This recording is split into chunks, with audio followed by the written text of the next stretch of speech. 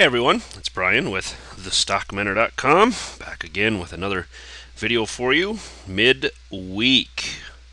Okay, first thing I want to start with, show you guys this. This was the trading room results today in the futures. Now, keep in mind, I also trade stocks. We day trade some stocks. I prefer to swing trade stocks if we possibly can, but the markets haven't allowed us to do that lately because they've been so choppy.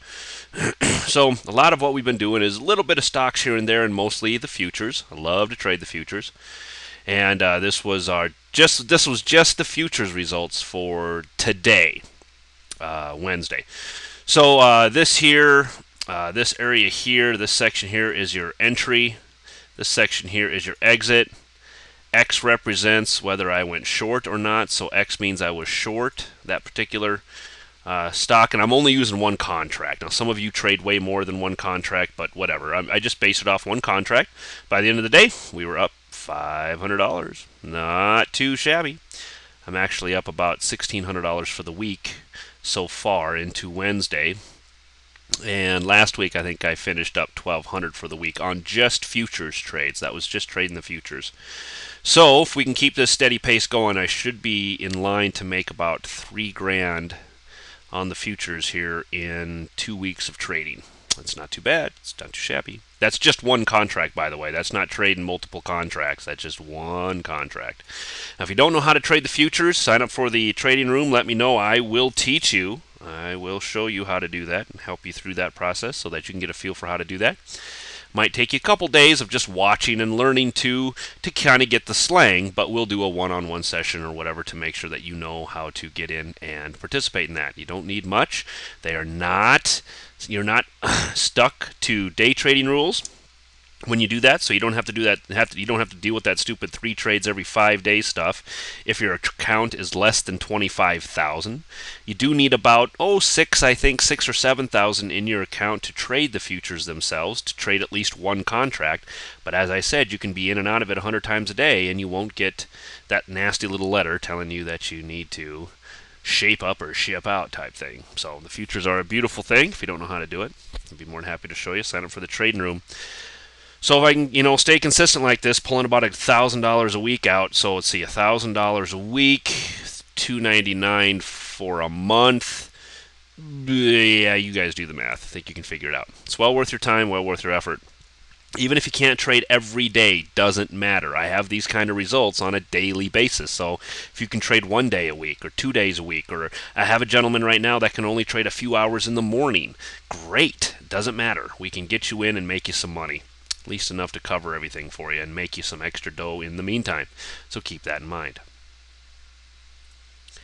Okay, guys, the markets, as you can see, we had that push up today and then the roll over this afternoon. Looks like we came up to what could have been here a head and shoulders pattern even right here, touched the neckline and then rolled back over.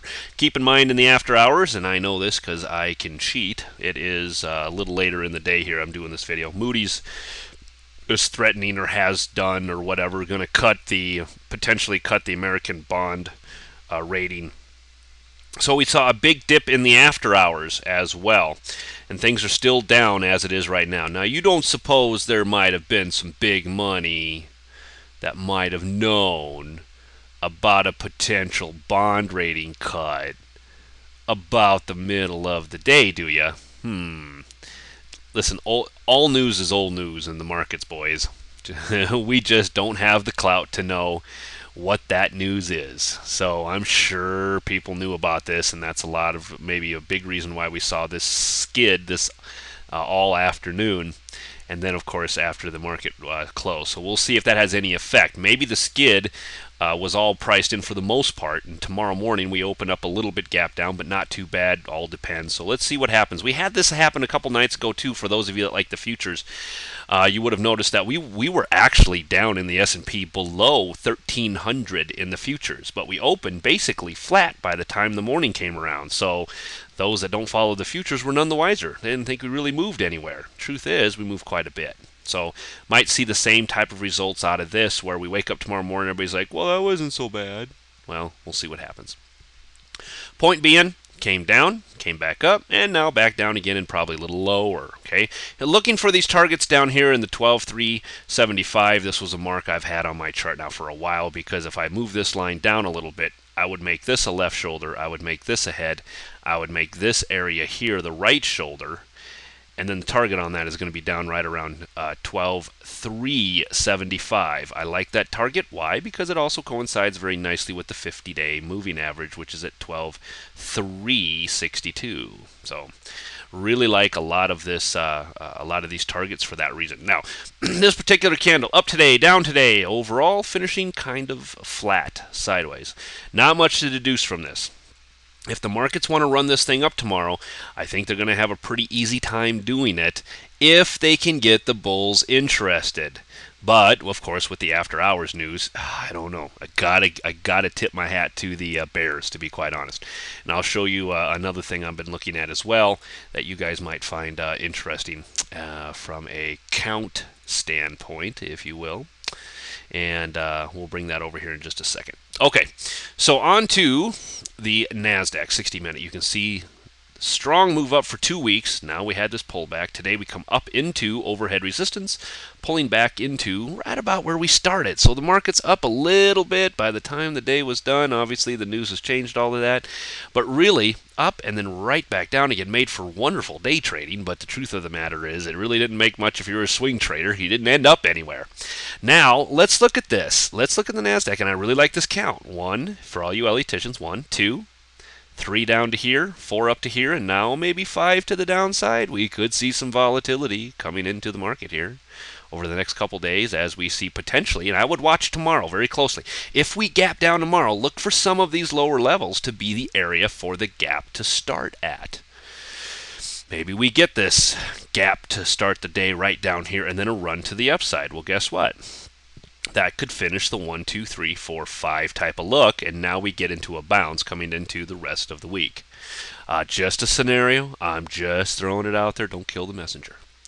To the downside as well, watching that same area I gave you here. If we go back, I want to show you. 2320 would be this area here to be watching tomorrow morning. 2317, 50-day moving average. Yeah, kind of digging it, kind of digging it. So I'm kind of looking for this as a potential target on the way down. Talked about this too on Monday too, how these had not been back to their 50-day moving averages while the SPX already had. Nasdaq weekly also 2320 on the weekly. Oh, can I get some? You betcha. So looking for this too coming into tomorrow as a lower target area. Watch these very, very closely. 2320 on the NDX, which is the Nasdaq 100. Okay, 100 strongest stocks in the Nasdaq NDX. Watch that very closely tomorrow. 2320 is the area. SPX, same type of thing. 1, 2, maybe 3 down to here, then a 4, now maybe 5 to the downside. I'm loving the 1300 to 1305 mark. I've had that on my charts here for quite a while. Notice on the daily, the SPX has already reached and touched and hit, and even actually closed below the 50-day moving average. That would be where some of the targets are for me on some of the other indices. With them news coming out tonight, that might affect the financials big time tomorrow. Look for good moves on that as well. Into this lower area, 1300 to 1305. Like it? I do.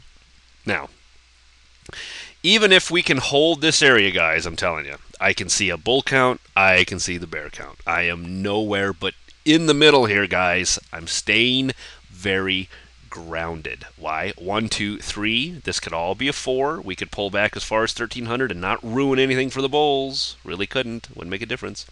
With the 5 potential left to come. Now, with that being said, let me bring over the futures chart here. And first, let me get down to my just the bare bones here so you guys can see what's going on.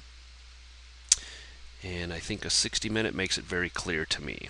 All right, so we're going to bring this over. Here we go. Now this here is the Dow. I think it's pretty clean. Starting at the top, 1, 2, 3, 4, 5, A, B, C. 1 to the downside. Do you see? Do you see? Okay, so from a daily perspective, we could be 1, 2, 3, 4, 5 up. or 1, 2, 3 up, working on a 4 before a 5 up, or if you want to look at this count, 1, 2, 3, ABC 4, and now a 5 to the downside, or maybe we finished a 5 down, ABC up, and now we're looking at 1 of a new wave to the downside. Do you see the different counts? Guys, I can make a bull case, I can make a bear case. Either way, you have to stay grounded here. Another count might even be 2 if you want an alternate bear count. 1, 2, this is all 3, this is still 4, this is 5, down here someplace. That then completes the larger wave 1, and then we start a larger, then we start a wave 2 to the upside, which is going to come probably back into this area. Can you see? I can just do this all day long. Woohoo! Look at all the fun I can have with crayons. This is why Elliott Wave is so popular, I think. It just promotes conversation. So I'm not saying it's one way or the other. I'm saying that I can make a case, both bearish and bullish, for the markets in the present, based on the news and the look that we have in front of us. What I'm telling you guys is, don't get carried away. It just is what it is. Let the charts tell you which way to go. KVIC daily was up, and what do I like? I like that it closed a couple days now within the 19 to 20 range. Above that area is where I always look, 19, above 19. We've been there 2 days. There is a bit of a panic coming into the markets right here. Needs to hold this area, otherwise, guess what? Drop. It's just going to fall back to earth again, as it does time and time again. We see it on the weeklies. Whoosh, right back down. So we'll see if it can hold up above this area before the end of the week. So Friday's close, look for it to be up and into this area. If it can hold that, obviously we're getting a bounce in the markets, and once again, people are pretty content with how things are going. FAS, here we go, to the downside. I don't know where, obviously, if we open gap down, this is going to destroy all of this, but I love it short below 24.